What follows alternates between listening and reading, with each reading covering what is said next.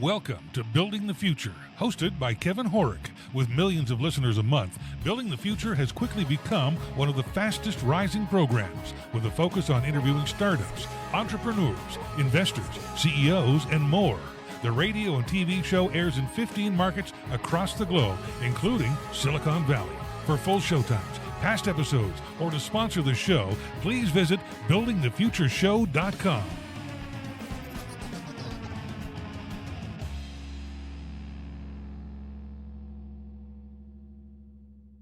Do you have an app idea that you've been dreaming about but don't know how to actually start building it? Use Bubble.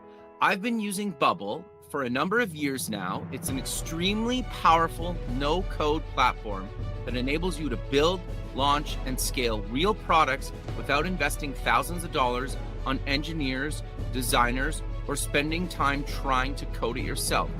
Use Bubble's visual drag and drop tool to create really anything from marketplaces, SaaS products, and so much more. Join over 2 million people, including myself, already using Bubble to launch and grow businesses. Welcome back to the show. Today we have Jamie Bianchini. He's the co-founder and COO at Purpose in Expenses. Jamie, welcome back to the show. It's good to be back, Kevin. Yeah, I'm excited to have you on the show. I loved what you were doing before when I had you on the show. You've exited that company. You're working on something new. But maybe before we dive into that, let's get to know you a little bit better and start off with where you grew up.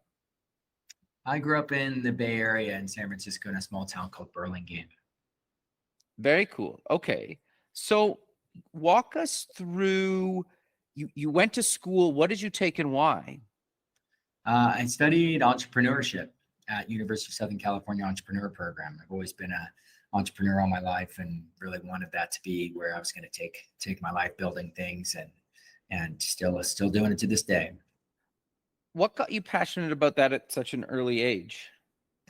I think it was my dad. I mean, my dad was an entrepreneur and I got to watch him do his thing, and it really, I guess I got to see him come to all of our games and come to every event that we did. And I don't think a lot of dads were able to do that because if they're working for the man, you don't always get that freedom.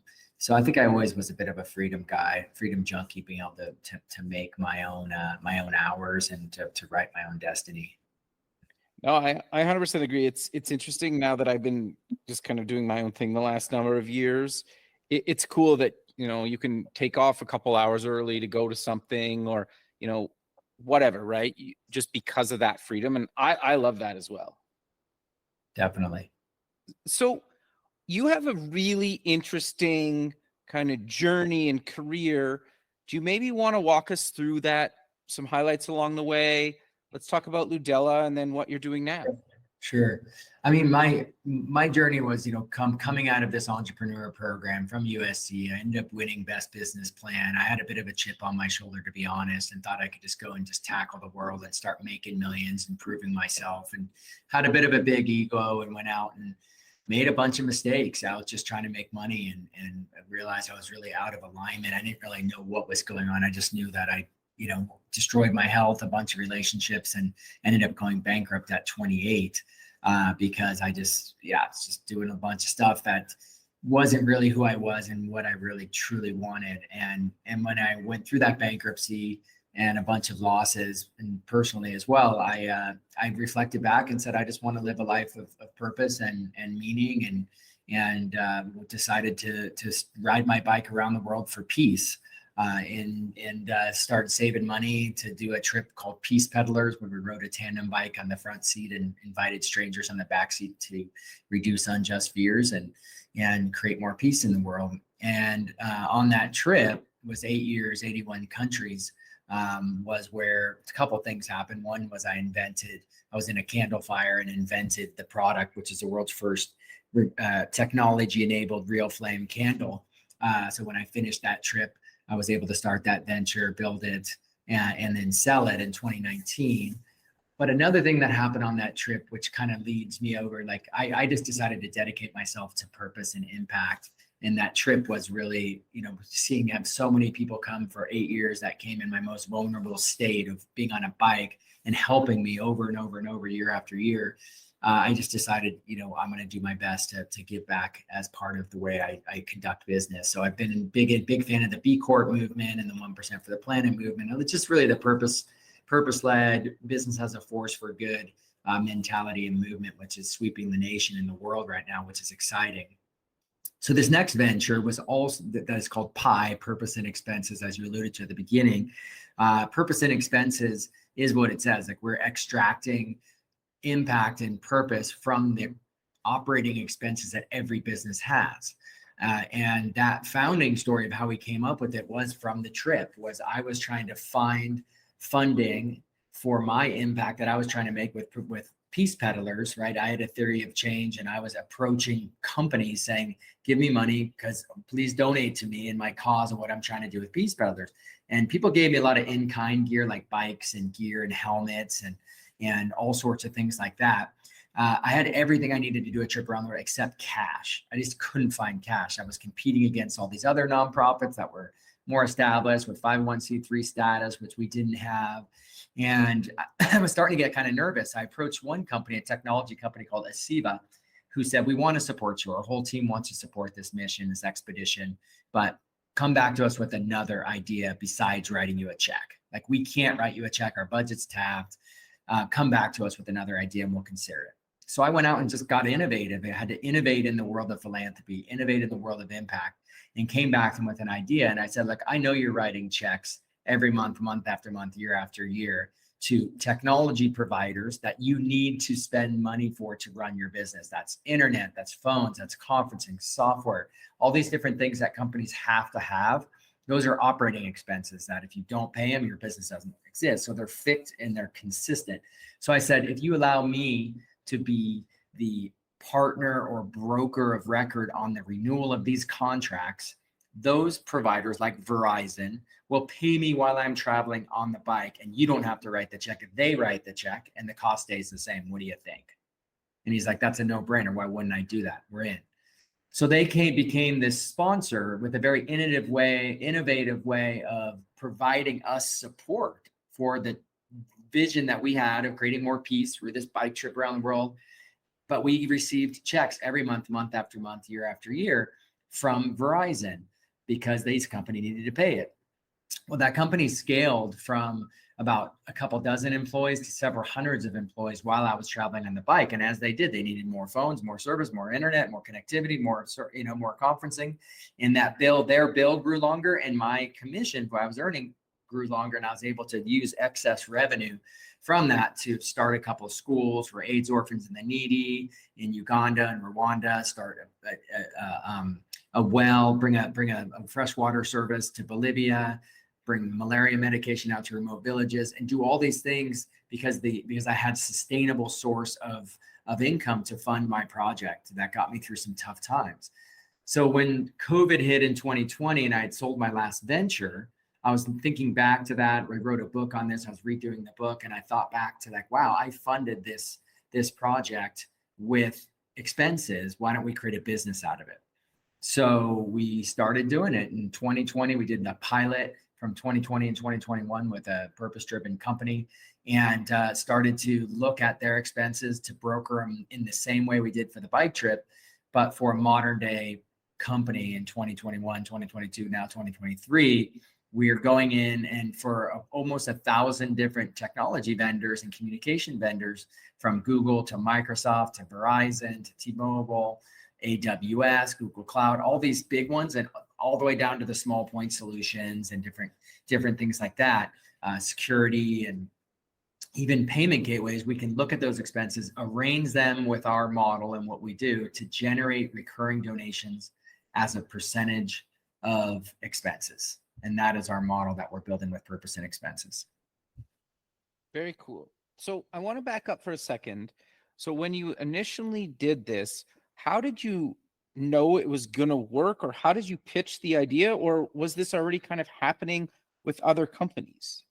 Yeah, this channel of distribution of technology and communication services has been around for 20 plus years, even longer. It's not a new distribution channel. It's an independent channel of distribution, right? You have a direct relationship that any company can have a direct relationship with Verizon. right? You can call them up and say, hey, we need internet, we need this, we need phones, and you can get that direct relationship. And Verizon's happy to take full margin on that relationship. Or you can, as a business, choose, I'd like to use a reseller. I'd like to use a value-added reseller. I'd like to use this partner program. And that is not I'm not an employee of Verizon. I'm authorized by Verizon to sell their services and advise folks and consult on the different offerings and then write up contracts. And I get paid a recurring amount of money. And that model has been around for ages and for good reason. And now more and more companies are pushing people to this, including Google, including Microsoft. They're pushing customers to the partners because they better support those partners and there's better retention through that channel. Okay. No, that makes sense. So I want to dive a little bit deeper into how does purpose and expenses actually work? So if I'm a company, how do I actually get on board with what you guys are building? Sure. The first thing is we do a short meeting. Generally, it's as short as 15 minutes, as long as a half hour, just to get to know each other, go over, high level what we do. And then the first step is to be signing an NDA. An NDA allows us, our clients to feel comfortable that we're not going to share any of the data we're going to be receiving regarding their spends on and their vendor relationships. And once we do that, we get access through mostly just looking at PDFs and building out a spreadsheet of what are they currently spending? Where's that money going? When is the contract going to expire? What are the service requirements for those? And that's a lot of heavy lifting on our part. All we need from the client is PDFs. Simple as that. Like send us a bunch of PDFs and let us do our forensic work and let you know what is available there based on what we see. Then we come back and we say, hey, based on these expenses and this service levels, this is what we can do. Oftentimes we're able to leave the provider in place, the entire service in place and not change anything. But on renewal of the contract, be able to generate 5%, 7%, 3%, whatever percentage of that expense, turn that into a recurring donation that keeps giving like an annuity. So the actual changes that happen are very simple. There's nothing very complicated about it. It's just a process that we go through to one vendor at a time to have the meetings with the service owners, double check those requirements, explain to them how the reprocurement is going to look, because it's really just a reprocurement or like renewing under a channel partner relationship. Interesting. No, that's very cool. And I just want to reiterate something. Like, there's no downtime. There's no nothing if my services. It's just it all gets handled by you and your team, and it's just basically the payment goes to, or like it just goes through your system instead of their system. Correct? Sometimes the payment goes through our system. It depends. Okay. We have a lot of services. So if it's with Verizon or Zoom, those continue with Verizon and Zoom. With Microsoft and with QuickBooks and with DocuSign and with Dropbox, and there's various SaaS solutions where we are the actual reseller, the billing will change on that. But in the ability to get support escalations, the ability to have the same security protocols, the ability to have the same continuity, that is such an important requirement. And we understand risk is a huge factor, right? Nobody in IT and operations and finance wants to open up to risk. So we understand those are requirements, continuity is requirement, not having the downtime, and really minimizing distractions on the team. We feel we're a value add and not a value loss. Obviously, you're going to generate the recurring donations, which is a big part of any purpose-driven company's really objectives. But there's a lot of other value adds that we add in the way of simplifying things, costs. We've saved every company we've engaged with, we've saved money. So we don't market that as our main value add, but we always save money. We always find efficiencies. We always find that people are really happy with what we're able to put together as an overall solution. So we're technology advisors first and foremost. Like, we have a really strong tech advisory team in all the different disciplines, which adds a lot of value to any IT team. Very cool. So I know you mentioned a few companies that work with you guys. Can you maybe give us some more just to get people thinking about how many companies that could move to you guys? In the way of technology providers, wow, there's a lot right now. But as I said, that kind of the big ones that I mentioned there. Okay. I'll give you a quick summary. You could edit this, right? Yeah. Okay, let me just go to the list here because I have this. Sure. I have a really cool thing that I've been working on, which is this common messaging doc that has what are the topics. That's one of the questions we're asked, and I've got to figure out how to get this out. Like, what are the top 10 purpose-powered services that you can consider? So maybe we can cut this in on that question, Yep. and you can edit this section. But yeah, we have like a top 10 list of purpose-powered services. We always like to start with email, right? That's Microsoft 365 and Google Workspace. We have a really deep practice there, and literally takes 30 minutes or less to get somebody to take that spend and move it over to our platform and purpose power that expense. It's very easy, and there's a lot of value add there, which we can go into. Any voice connectivity, that's wired phones, mobile phones, any kind of voice over IP, call centers. Then there's all the data connectivity, all the fiber connectivity, SD-WAN, things like that. All the SaaS solutions, a ton of SaaS solutions from Zendesk to QuickBooks, Adobe, Dropbox, Okta, DocuSign.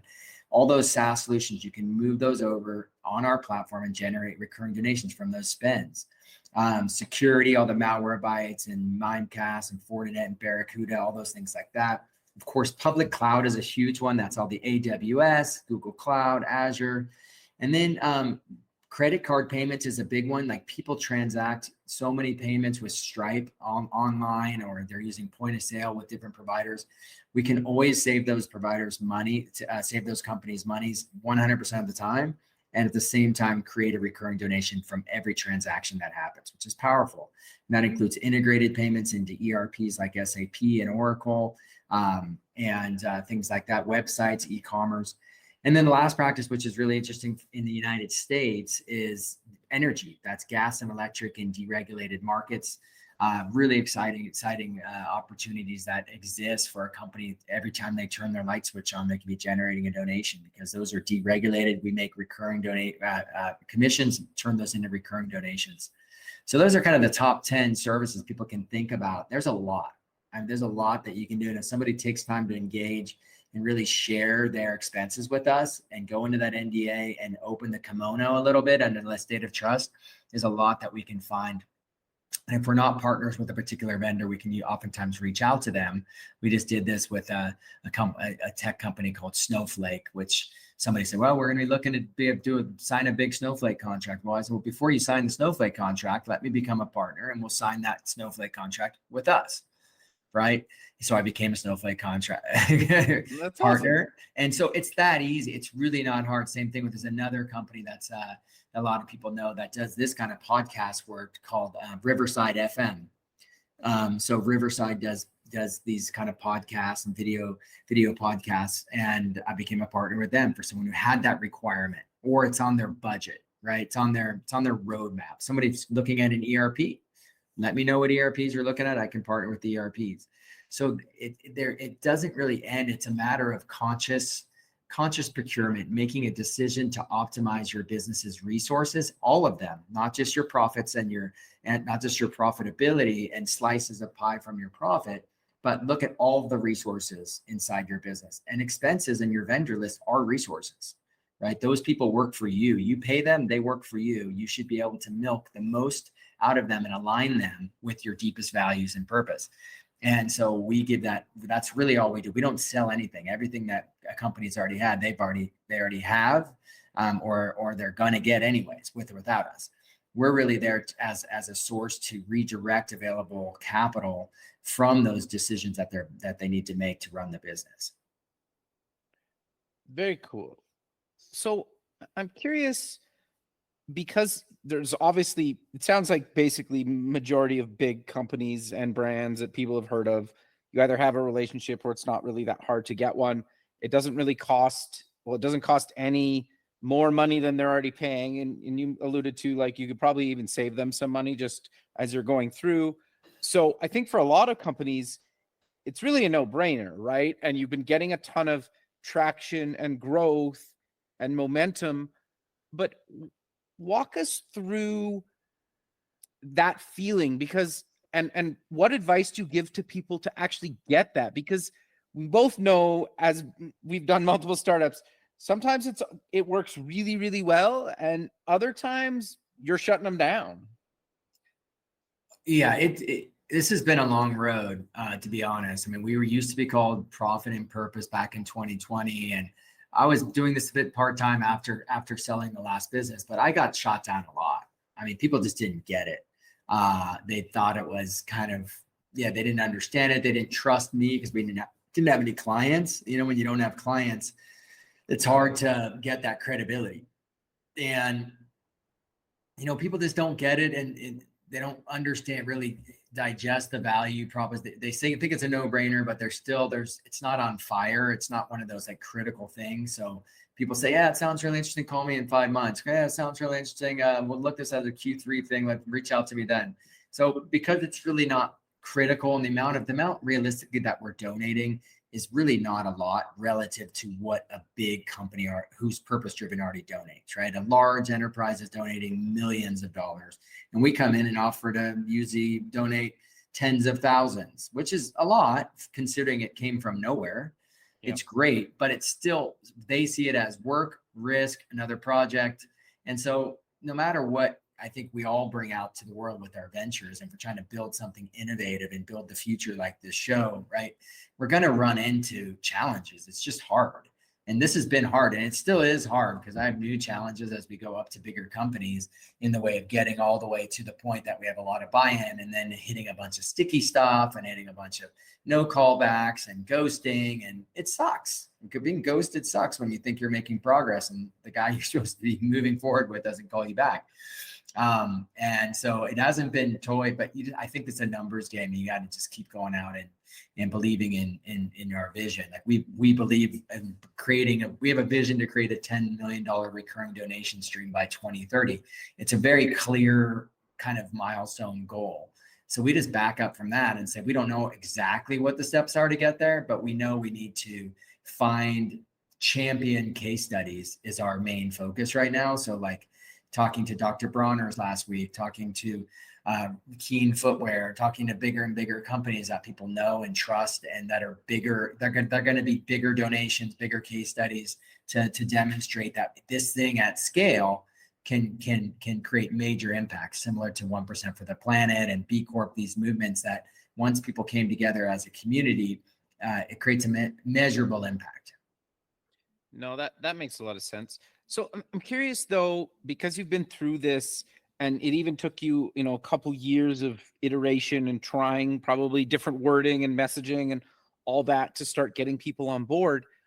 How did you not quit? Because you could have a number of times in your career. Yeah, that's a good question. And there's a cool quote I have on my desk. I don't know the exact words of it, but one of the things says that as soon as you have hesitancy, right, and you doubt and you have hesitancy, then you're pulling back from that energy that is going to attract all the people and the ideas and everything that you need to manifest your dream. So there's a certain thing about commitment.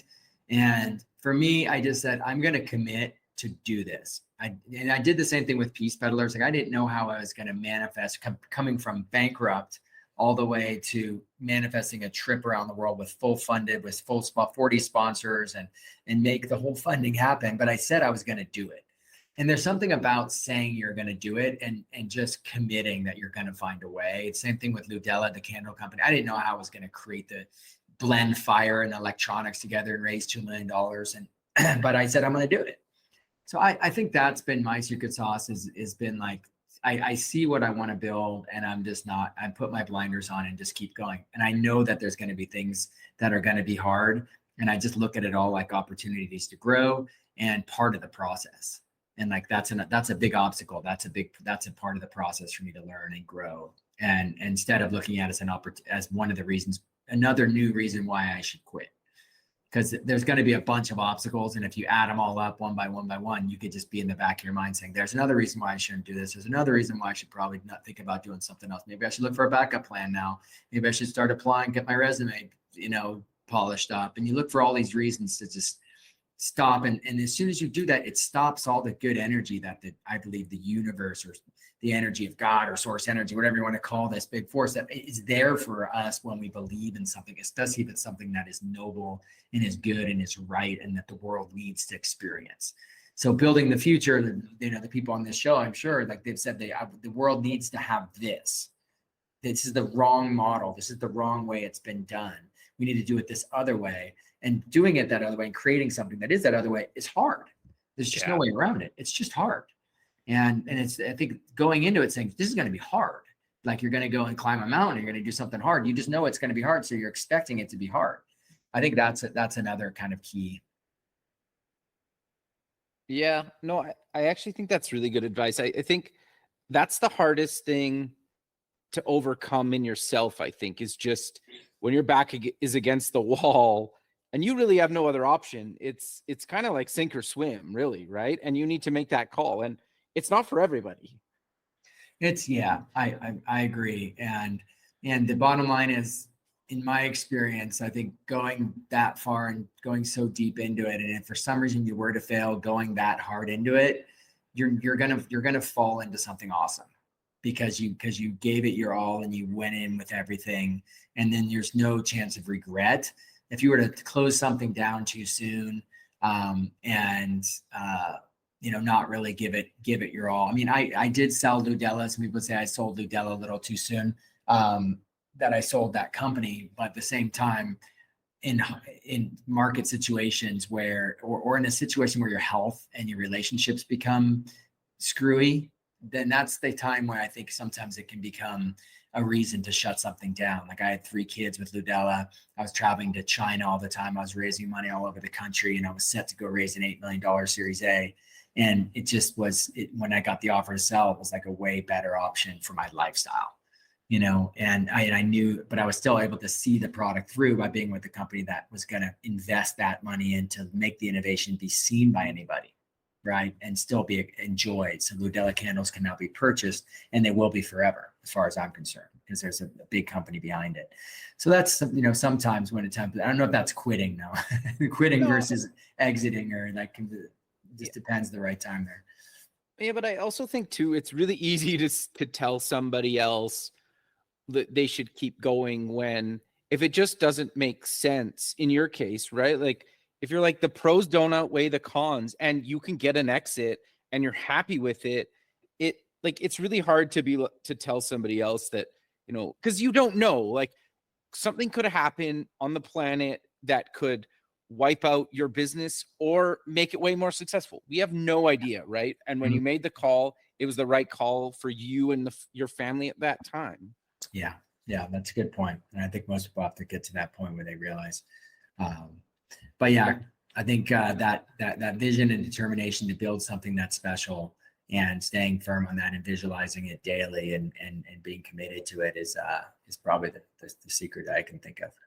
Sure. So correct me if I'm wrong, you met your wife while doing or riding the bike around the world, correct? That's correct. So obviously walk us through how you guys met, the journey, and her being CEO and you guys working together. Because, we've all heard pros and cons with working with family members, especially, your significant other. Yeah, Christina is my wife, and we met in Argentina. She came on the back of my tandem bike, as any rider did on my trip, and took a 16-kilometer planned ride into a 20-day trip together. And she fell in love with the spirit of what we were building and what I was doing with Peace Peddlers and the mission. And we came back on the bike again, ended up riding and making a baby and decided to get married. And here we are, 3 kids. She was a big part of Ludella, my last venture, and she served in kind of customer success manager, customer happiness manager, something like that. And she was just a really great force. We didn't work like side by side all the time, right? But she had a good role. And she was the one. We made some big decisions. We raised $2 million. You had to deploy that money to build the company, and a lot of times I would come to her and I would say, hey, what do you think of this vendor or this vendor, or this contractor, this firm here? And it's like, I don't like the feel of these guys, even though they were the best or they had the best, whatever. They're like, I like this little small guy. every time she was right and I was wrong. So she had this intuition to her and the way that she did things, which was so much, it was like a yin and yang kind of situation, right? And we balanced each other out. She brought some softness to the Ludella brand. She brought a lot to the messaging when we worked together in messaging. So we decided to make her the CEO here. So I didn't go deploy capital in the wrong place and go with the wrong partnerships. And I had to run everything by her. And she's been really great, responsible for the rebrand from Purpose and Expenses over to from Profit and Purpose was the name of our company when we launched it. We now changed it to Purpose and Expenses. And she was really instrumental for that, and the branding and the visual stuff that we've done on the website. And so, yeah, she's, I don't, right now we have 3 kids. She works a part-time job as we bootstrap this thing part-time with other jobs and stuff. But, I work full-time in this, but she's part-time. So we're going to see when she goes full-time later in the year, how it's going to be working together. But I would imagine we'll find our groove. No, I think it's super important. And I found this throughout my career, whether it's a significant other or business partner or whoever, but in my case, it's been my wife too, where it's like how many times they've talked you off like that metaphorical ledge of like quitting something, or you're like struggling with something and you're just like this, and just having that like sounding board is like so important as an entrepreneur, because the highs and lows of this stuff and just getting their thoughts on, sometimes having that outside perspective sometimes can just kind of make everything not always 100% better, but usually a lot of times way better. For sure. So I'm curious, where do you take Purpose and Expenses? Like, obviously you want to get bigger and bigger companies, but it seems like you could really do a lot more. And with your background and constantly giving back, like, where do you take this thing? I mean, our bigger vision in the, between now and 2030 is, to hit that goal, we're going to need bigger companies to come on. Right. And we're doing a funding round at the end of this year, for Q3, Q4, we're going to kick that off. We're not exactly sure what that's going to look like, but it's not going to be a traditional VC round. It's going to be really an impact investor, very, very unique kind of term sheet, because we're not building a company that is ever going to sell. Right, like 1% for the planet. 1% for the planet will never sell. It's a nonprofit. And we decided not to be a nonprofit. A lot of people were like, "Why aren't you a nonprofit?" I'm like, because all my nonprofit friends told me not to. Well, wait. Sorry, before you could or maybe come back to that. Like, I want to know why, because if people are making that decision when they're building a startup. Yeah, well, but keep going. Yeah, we'll definitely go down that road. So, so the term sheet we're putting together, like for our growth trajectory, the first round we're going to do is really a bridge round to get us to profitability, because we're not going to be able to meet all of our expenses and be profitable right away. We've got a good revenue growth. We've got it's a SaaS model, so it keeps building, and it's very, very predictable growth, and it's exciting to see it. But we're not by the end of the year, when my right now, my runway is, the way that I'm getting by is I'm still paid by my old company. So that's going to end the end of this year.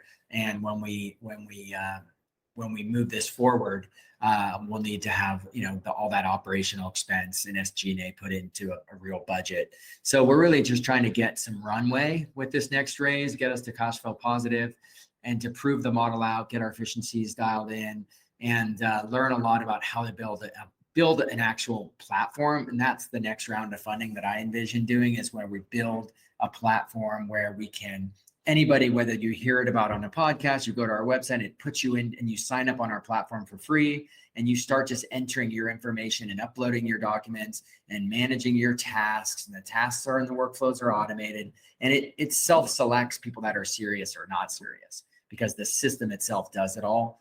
Right. So that's where we want to build it. But before we build that, we want to just go out and prove this up a little bit. But that will be something that will take somebody. You can upload the invoices in a secure area. We know we get it. That gets analyzed. That comes back with the thing. What do you want to do? And it just has and it manages all the manual workflow that we're doing now, so that it could scale from this $10 million in recurring donation to hundreds of millions. Like 1% for the planet is going to do $250 million in donations by having a lot of companies donate 1% of revenue. So we're asking a lot of companies eventually to come into this movement and allow us to redirect a percentage of that spend through this model and through our platform. And so that's where we'll go longer term. But as I said, it's not going to be something that someone's going to be looking for an exit. An investor will get a good return, get their money back and get a good return, and maybe some recurring profits as well. So that's what the term sheet that we're going to be developing over the next couple months to get through that phase, and then the next phase of bringing on some additional capital to scale. Interesting. And just to be clear, how do you guys make money if you're offering your services basically for free? We make 50, like all the revenue we earn from doing our brokering service. I'll give you a perfect example is Google Workspace or Microsoft 365. Both of them, I make 10%. I walk away with 10% after I pay my team that I've got, the way our split works with some team that we work with a strategic partner is we end up with 10% revenue of the spend. So if somebody spends $100,000 a year on Google Workspace or Microsoft 365, we make $1,000. Our model is a 50-50 split with the nonprofits of our members' choice. So 50% of that $500 becomes a recurring donation, and $500 stays with us as ARR, annual recurring revenue. And that's our revenue that we use to operate our business. So we have to, because we give away half of what we bring in, we have to find twice as many customers. Right. And that's okay with us. And that is our model, and that's our vision. And some people said it's a dumb idea. We should scale it up over time, blah, blah, blah. But some people say it's a great idea because you're standing up immediately for what your model is and being very transparent of how you're going to build a movement, right? We're a nonprofit funding movement. Like we're trying to fund nonprofit impact and getting people to join a movement by just coming in and having us look at their expenses, because you have to spend them anyways, or you can't operate your business. Right. So let us look at them. Let us look at them, give you a proposal of what they could be. You don't have, that's free and doesn't no obligation for us to do that step, which is to give you a proposal after looking at them. And then if you want us to execute, we can liberate capital from those expenses. Got it. So you didn't go the nonprofit route. Why was that? We were really close to, it was on the front burner for a long time because we were ready to really start pouring our business, putting our hearts into the business and growing it. Right. It was my work with Ludella, my last company, was getting lighter and lighter as I start to move out of that company and the other leadership team comes in. So I started to find myself with more time, and we started focusing on it more. And then because we're a nonprofit funding model, really trying to emulate 1% for the planet, really in that model, like ask a lot of people to do a little bit and you can create a lot, right? So we're like, well, we're doing this, why wouldn't we just be a nonprofit? So I started to interview nonprofit leaders. My office is surrounded by nonprofits where I work right now. And all of them said the same thing. They're like, just be a B Corp. You can get all the same benefits as a B Corp because you generate revenue. Your business generates revenue. Right. And you, unlike a B Corp, unlike a nonprofit, it's always looking for grants and donations and corporate, like that is their model for funding, is put their hand out and say, please support and fund our operating budget this year. Then they have to do it next year. Then they have to do it next year. Right. And it's a grind for them. But they said for us, be a B Corp because you have revenue. And it will allow you to attract great people, allow you to do whatever you want to do, as opposed to a nonprofit. You're always limited, and your eyes are always on you, and you're always in paperwork. They said don't do it. Like they were serious too. They weren't just like, maybe. They're like, just don't do it. There's everything that you need is in the new B Corp format for you to do what you need to do. And so B Corp is awesome because it does hold, I'm in the middle of the assessment right now, the tail end of it here, hopefully. And it is rigorous. Like they are going to look at your stuff and they want to know that you are committing and doing what you say you're going to do to have your business be a force for good. And so that movement alone, and 1% for the planet for that matter, we're also members there. Like you're basically standing up and saying, we're going to use our business for a force for good to go out and solve social and environmental challenges by the way we operate. And, but we definitely go the extra mile for sure. There's nobody who does what we do. And I think that's going to be our competitive advantage. And eventually, I think long term, we may even do a model similar to Newman's Own, where we just give away all profits just get given away, or something to that tune. But this model works right now for us to get going, because it does give us, a recurring SaaS model to build a company on. No, makes a lot of sense.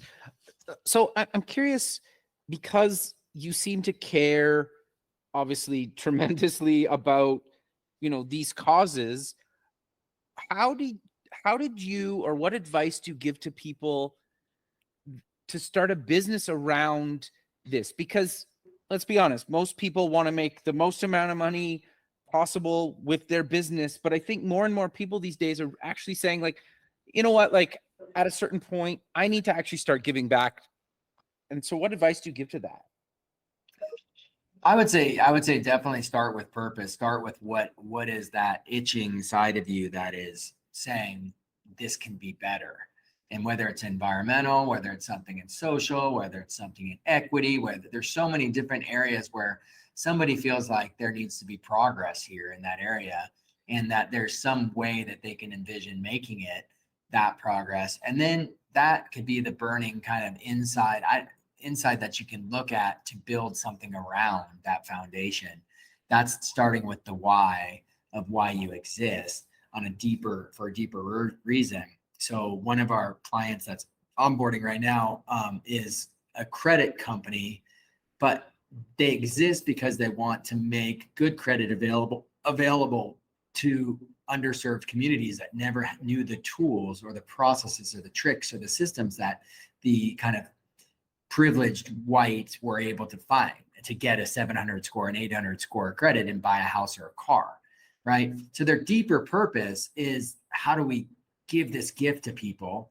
But then the mechanism that they're doing is technology services, when a whole system and a platform and a workflow and so forth, and a subscription-based model that allows people to do that and measure it.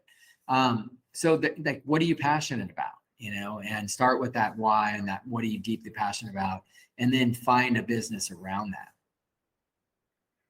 Very cool. No, I think that's really good advice. But we're kind of coming to the end of the show, but I really, because you've been an entrepreneur basically your whole career, is there any other entrepreneurial advice that you would like to pass on to the listener? Because I think you have a ton of it.